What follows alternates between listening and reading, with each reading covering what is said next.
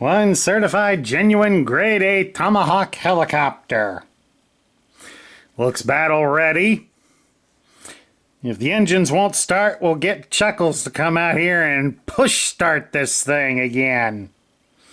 Seriously, how did that work? Hello everybody, Sparkster1701 here. And we're taking a look at probably one of the more impressive Lego builds that I've done. This is the G.I. Joe Tomahawk helicopter. Now, the original Tomahawk came out in 1986. It was a large vehicle, and it was sold with a pilot lift ticket. Unfortunately, at the moment, I have not had the time to make lift ticket for it, so I've got other guys sitting here in the cockpit.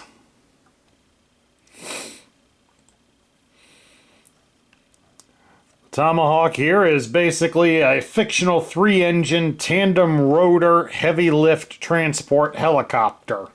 So it got featured in a lot of the media, especially the Marvel Comics, due to its role of being a transport chopper. It is, however, inspired by two real-life helicopters, the Marine CH-46 Sea Knight and the Army CH-47 Chinook. And of course, Larry was referencing a bit out of the 1987 animated film, where the newer G.I. Joe recruits attempted to take a Tomahawk into battle, but since they hadn't had any real training on how to operate it and couldn't get it to start, they had the one character, Chuckles, stand on the back end of it and force the rotors to spin, thus giving them the ability to lift off, only for them to be shot down moments later. Not exactly a good look, but seriously, how in the heck did that even work in the first place? Now, before I get too far into this, I want to stress to everybody, I did not design this helicopter. That, of course, goes to Austin at G1er Customs, which unfortunately has since shut down. So he had more hand in designing it. This was one of the last ones that I bought before he shut down. And it is an impressive replica of the real toy. The biggest difference that I know most G.I. Joe fans will point out immediately is the fact that it has only 4 rotors on the blade helicopter props instead of 5, like the toy had. Unfortunately, I'm guessing that he didn't have any idea how to do it in 5 blades. I have seen a recent video that somebody did of their own modern Army vehicles in Lego form, and they did have a helicopter that had 5 blades on it, so it is apparently possible. I'm gonna have to see if I can find out how they did it and see if I can revise it and apply it to the Tomahawk.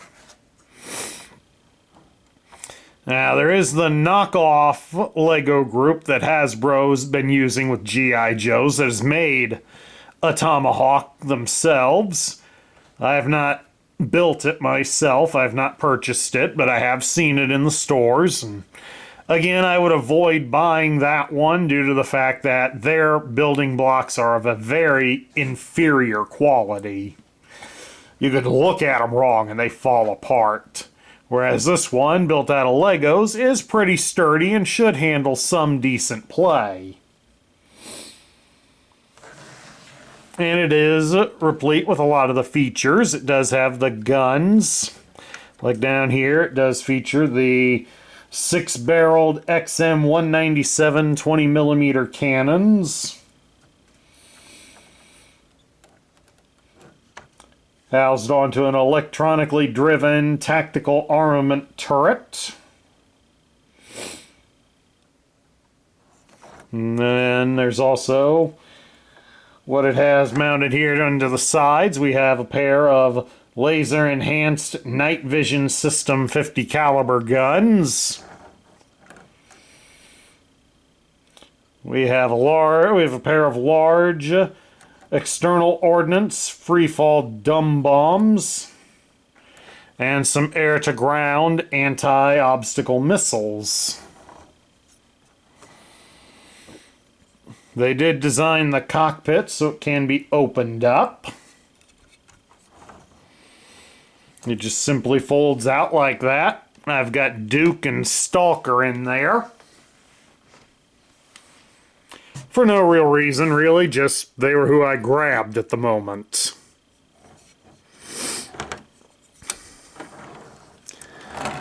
And this one has 5 seats on the inside.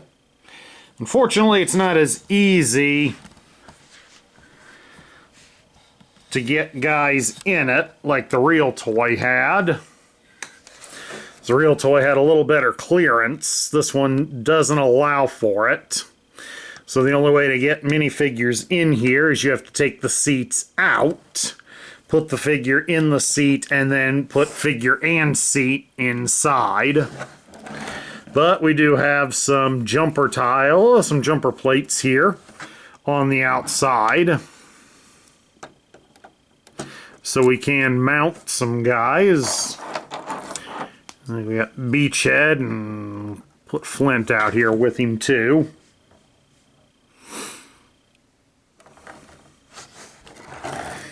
And of course we also have a ramp here at the back.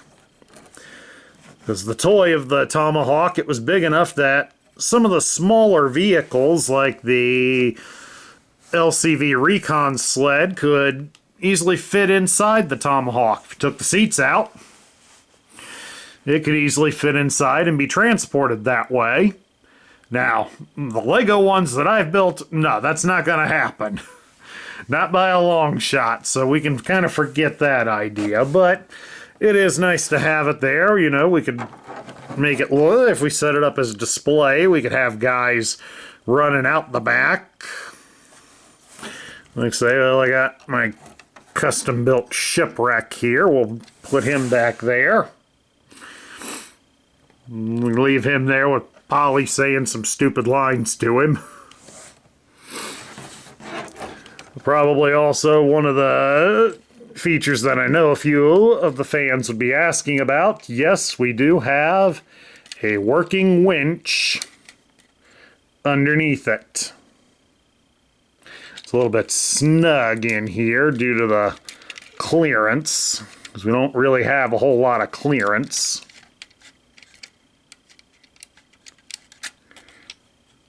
There we go.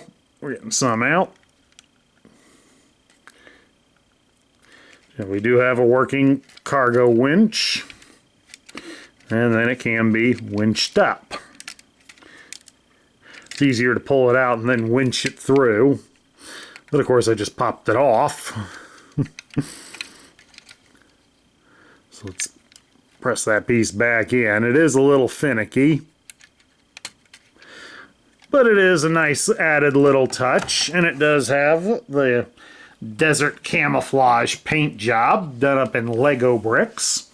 So all in all, it does look very, very nice. I am, of course, very proud of it. I do love it. Certainly wish that some people I knew would have allowed us to play the role-playing game, because I'm sure this thing would have featured in a fair amount of our adventures, taking our troops from point A to point B. Oh well, one can always dream, but it's still kind of fun to have. And I do love how this turned out, but what do all of you think? And if any of you out there have the knockoff Lego Tomahawk, tell me, how does it compare looks-wise to this one? I really want to know. And that's my look at a Lego-built G.I. Joe Tomahawk. I hope you all enjoyed it. Please do remember that if you love the content we feature on this channel, Larry and I would certainly appreciate some likes, shares, comments, and subscriptions. This is Sparkster1701 saying I will catch you all later.